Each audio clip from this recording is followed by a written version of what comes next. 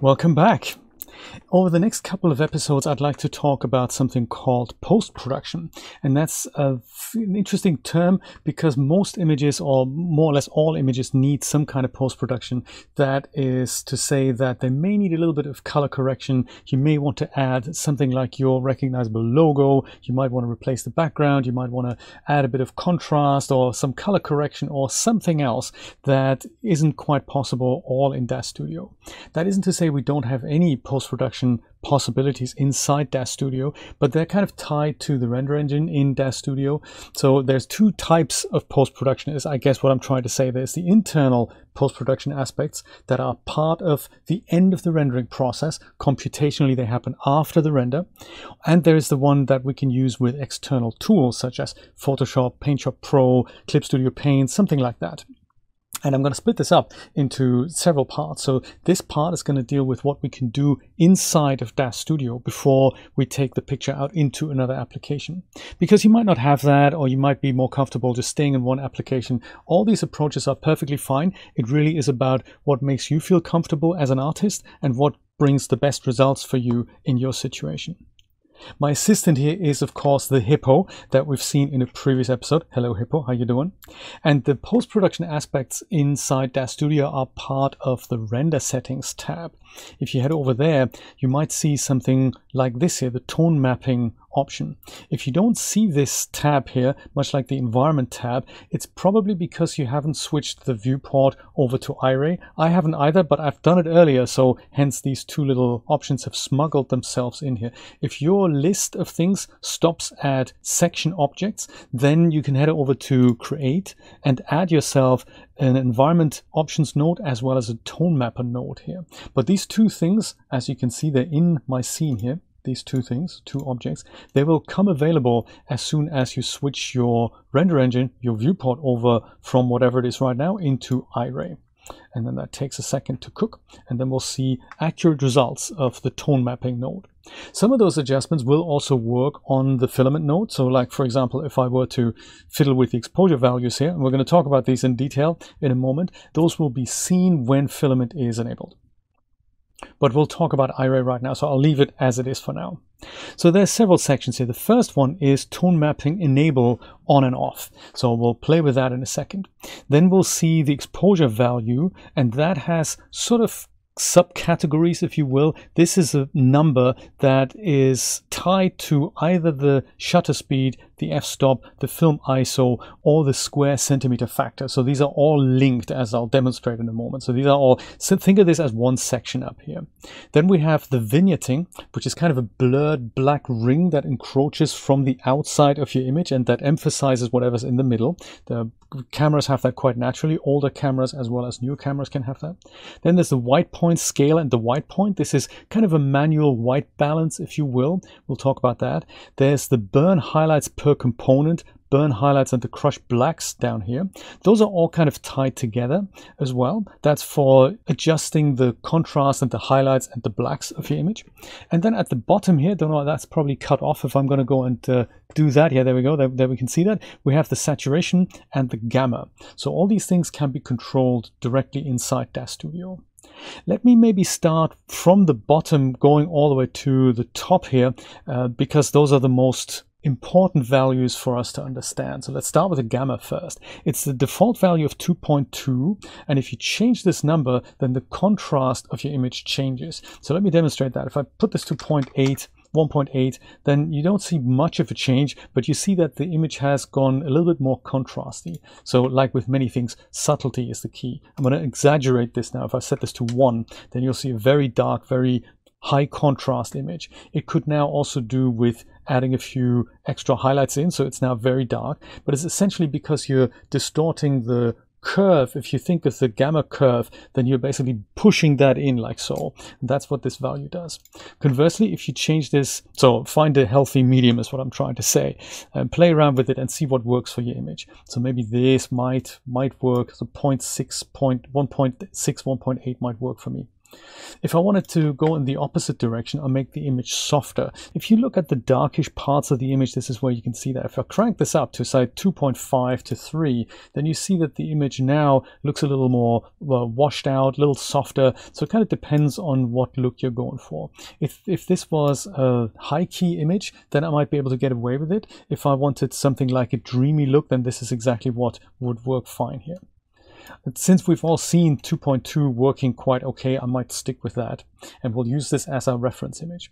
So slider to the left on the gamma makes my image darker, more hard contrasty, but without adjusting the lighter parts in the image. And then slider to the right will give me the opposite effect, makes it washed out. Saturation here, this slider right above that, will influence how much color is in my image. 1 is the default, and that is, let's say, 100% color. If I put this to 1.5, then I'll give this image 50% more color. And you'll see that the pink here and the blue in the background really starts to pop. So once again, subtlety is the key here. So skin tones often look really bad if you have something like a too high a saturation value. There are other tools in Photoshop that we'll talk about later, like the vibrance, that makes this kind of an easier affair if you're especially dealing with outdoor images. So like something like 2 will make it extremely colorful, but it also now really doesn't look believable anymore. Sometimes you want a slightly more exaggerated color look, but I wouldn't recommend you go much over 1.5. So maybe 1.2 is something, 1.4 that might work depending on the image, depending on the background.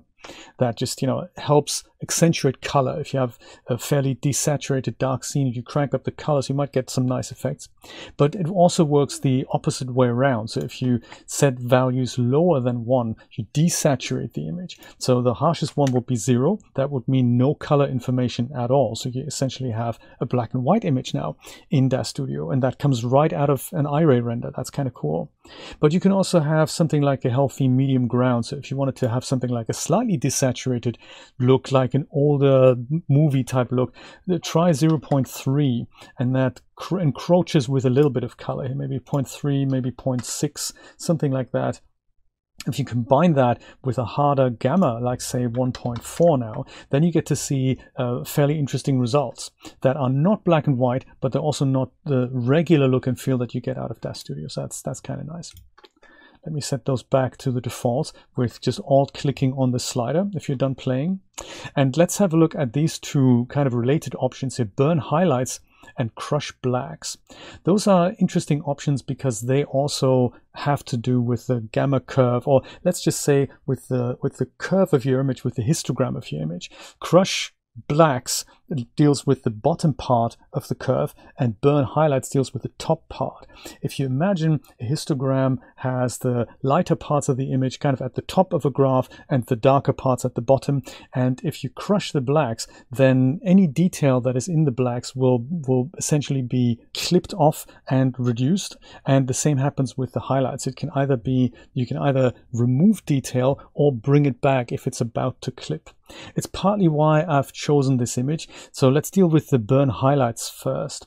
If you look at the lightest parts in the image, and that's here on his outfit, you can see that I'm starting to lose detail here on the white part of his collar.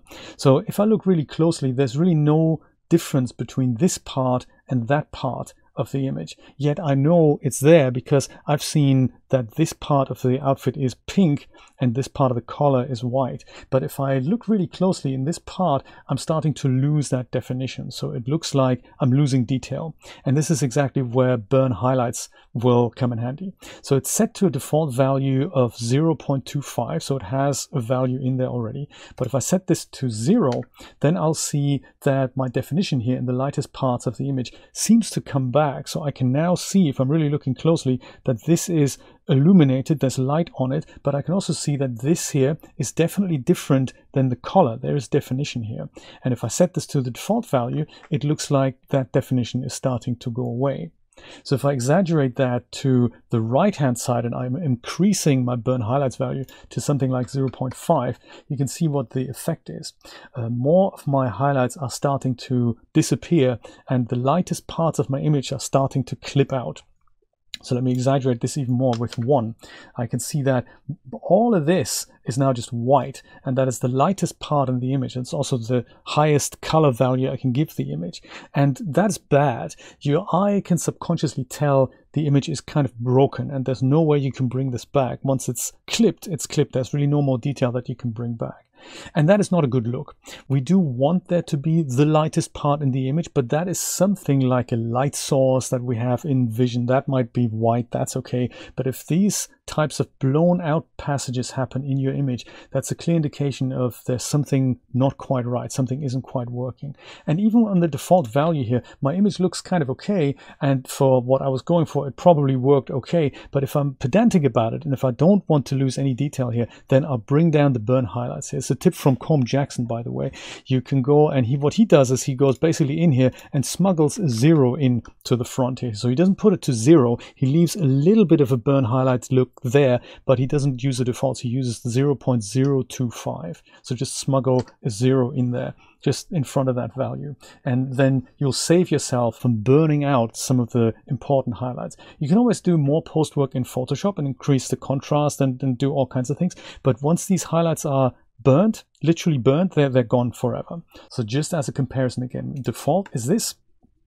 And what we'd like to do is set this value here, just smuggle a 0 in there, set it to 0.025, and that is a much better look.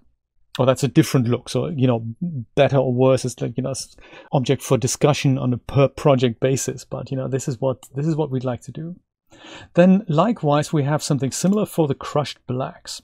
So the blacks, we don't really have harsh blacks here, but we have very dark passages. And that's on his chin here. That almost is black. It's not quite black. And we have some shadowy passages here where the shadow of his collar comes in here. So if I go and leave this on the defaults, which are 0.2, and I'll go and set this to 0, watch what happens. We see something is getting more washed out. So we see that the dark passages are less dark. So anything on his jaw definition and even the shadow here is not 100% black anymore. It's now a little bit softer. So there's almost like there's more detail coming back in the blacks. But also the image loses contrast. Likewise, if I set this to something higher, like say 0.5, then we can see that the image is starting to get darker again, but we're also losing, once again, definition in the dark areas. If I exaggerate this by putting this to 1, then you can probably see that most of what I saw on his lower lip here is now completely gone. But it's also adding to the drama of the image a little bit. So if I put this back to the defaults, this is that. And if I set this to 1, then I can see I've adjusted the contrast there a little bit. So in external applications, you could have a look at the histogram and then really see how much detail you're losing there if you're interested in that. It's a histogram that you'd be looking for. But just visually going by that, a middle ground between not quite the default values and slightly exaggerated values here can do wonders to your image. So if I say the crushed blacks, instead of 0.2, I'll set this to 0.3 as an example, or maybe even 0.4. And then in addition, I'm going to turn the burn highlights down to what we said, just smuggle in that 0 here, 0.25. Then I can see that I'm slightly changing the look and feel of my image without actually having left Daz Studio. And that's kind of a nice way of bringing your image on the way to looking even better than a default render would look like. I'm going to set these back to their defaults so that we can use this look and feel as a reference point. I'll just quickly have a look at the white point here. That's kind of the white balance that you might remember from old video cameras. There was always this thing that when you go from an indoor room into an outdoor room, today's color correction is very fast, but back in the day it literally took like 10-20 seconds for your video camera to catch up and say, hey, this outdoor scene now looks completely yellow, or the indoor scene looks completely blue. What's going on there? And that used to be the white balance, and you can still set this as well. White balance is a little bit difficult to wrap your head around. If I pick something like a, not so much like it, you know, over here, but something subtle like this yellow, then I would make the image essentially the opposite of that color. That's the cast that creeps in. So I'm getting a purple now here. And likewise, if I go and do the opposite, if I go and put my white balance to something slightly bluer, like this, then I would expect the image to get much warmer, like yellowish orange. This is what happens there. So this is what you can do with white balance. Usually we leave this at white and do any kind of color correction in a different way with lights, for example. But this is kind of a nice override that if you're familiar with that technique, you probably know what I'm talking about. Then slightly further up here is the vignetting. That's another neat effect that I usually add into post-production just to direct the viewer's attention onto the center of the image. In a portrait, that is usually the eyes or the character. Again, in an external application, we have different ways of making that happen. In Daz Studio, we can only really do a vignette from the outsides right into the middle. And it's really easy to do this. If you crank up this value here to say something like 50, it's barely noticeable, but you can see the image has been subtly made darker, and it's darker on the edges, but not so much in the middle. Let me go and exaggerate this with a larger number like 100. Now you can really see that the outsides here are being darkened, but the inside center point of the image is still pretty much the same. I'll make that a little bit more, like 200, just so that we can see the effect here. This is what happens.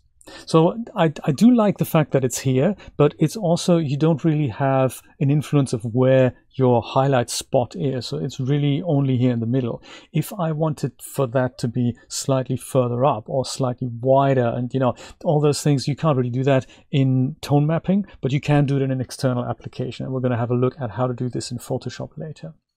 Just in case you don't have it, vignetting in Daz Studio is a really nice way to emphasize where the center of your image is, especially in portraits. It's really, really handy. So this is before, and even with a subtle vignette, like say 80, that's the difference. And I find that is quite dramatic, quite remarkable. If you want to go artistic, you can also go the other way. So you don't have to go positive all the time. You can also go the other way. Like say, if I put minus 200 in here,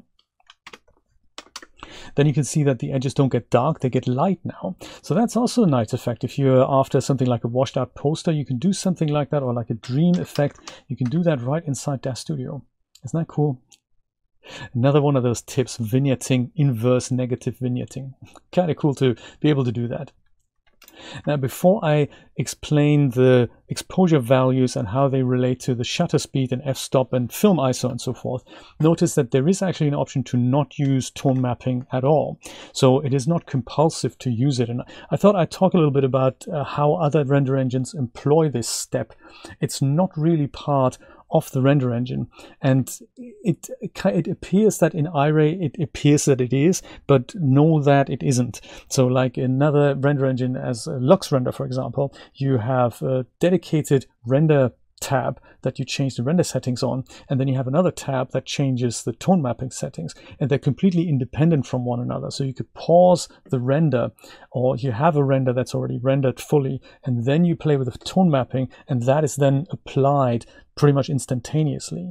And that's a real advantage, and that kind of shows that tone mapping is something akin to what your digital camera does once the image data from the CMOS sensor, from the CCD, is read out. That's really just the raw data, like the render. Compare that to the raw data that comes out of the image chip. But it's not processed. It's not an image as such yet. So it needs to go through an extra step of processing to make that look palatable to the human eye. And this is pretty much what tone mapping does. I mean, not exactly, don't take my word exactly for that, but this is a good way of thinking about it. Tone mapping turns the raw data that comes out of the render engine into something that you can, that looks appealing.